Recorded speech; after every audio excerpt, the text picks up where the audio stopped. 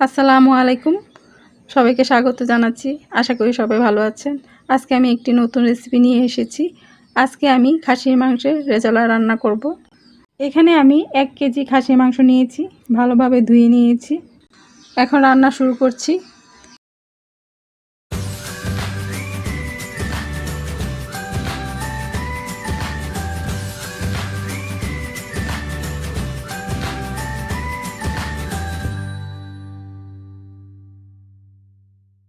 রান্না করার জন্য এখানে আমি হাফ কাপ রান্নার তেল দিয়ে দিয়েছি। 1 কাপ আমি পেঁয়াজ কুচি দিয়ে দিলাম। এটা ভালোভাবে আমি ভেজে নিব।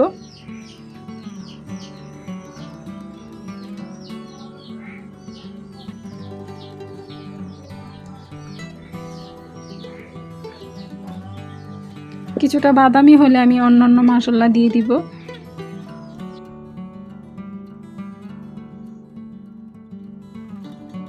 ছয় সাতটা আমি এলাচি দিয়ে দিয়েছি, 5-6টা আমি লং দিয়ে দিয়েছি, দারচিনি দিয়ে দিলাম, তেজপাতাও দিয়ে দিলাম। এখন এটা ভালোভাবে আমি একটু নেড়ে চেড়ে দিচ্ছি। মশলাটা আমি ভালোভাবে ভেজে নিচ্ছি।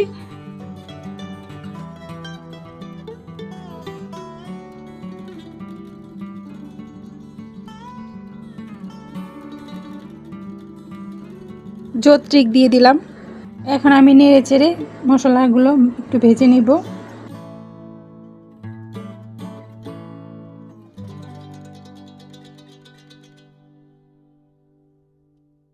মশলাটা পুড়ে যাবে, তাই আমি এখন পানি দিয়ে দিচ্ছি।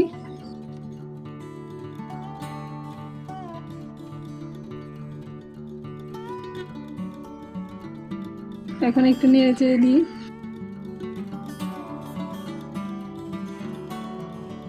এখন স্বাদ মতন লবণ দিয়ে দিচ্ছি।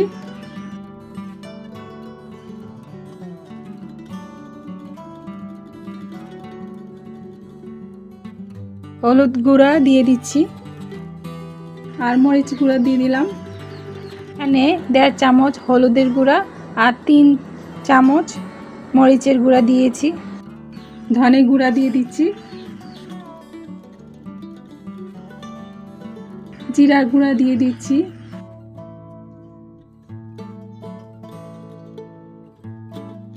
গরম মশলার গুঁড়া দিয়ে দিলাম।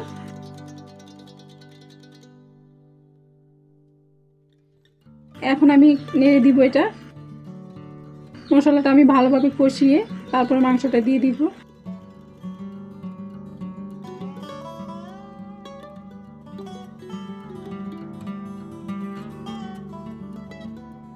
এখন মশলাটা কষানো হয়ে গেছে, এখন আমি মাংসটা দিয়ে দিচ্ছি।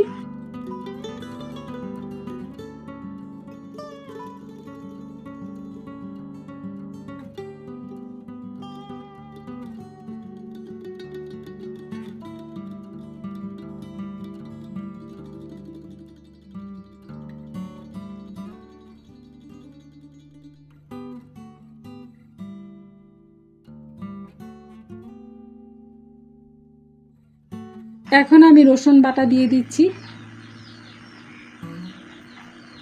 আদা বাটা দিয়ে দিলাম। আদা রসুন আগে দিলেও হবে, আমি পরে দিয়েছি।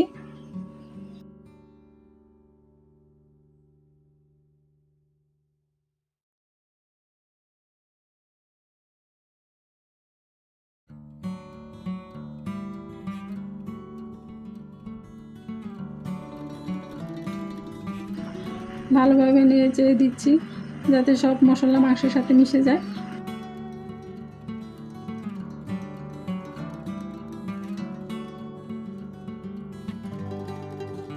এখন আমি এটা ঢেকে দিব।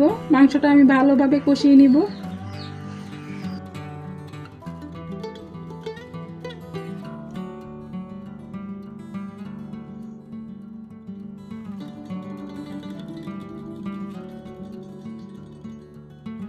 এখন আমি আলু বোখারা দিয়ে দিলাম।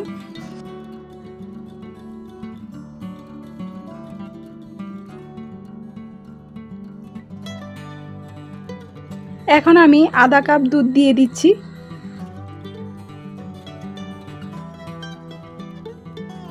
মাংসের মধ্যে থেকে অনেকটা পানি বের হয়ে আসছে, এটার মধ্যে আর পানি দেওয়া লাগবে না। এই পানির মধ্যেই মাংসটা সিদ্ধ হয়ে যাবে।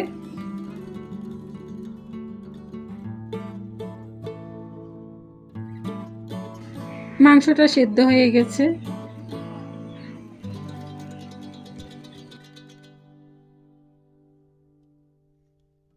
এখন আমি সামান্য চিনি দিয়ে দিচ্ছি।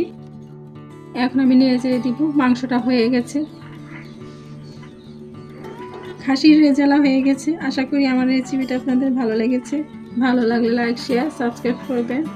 এখন রাখছি, সামনে নতুন রেসিপি নিয়ে আসবো। আল্লাহ হাফেজ।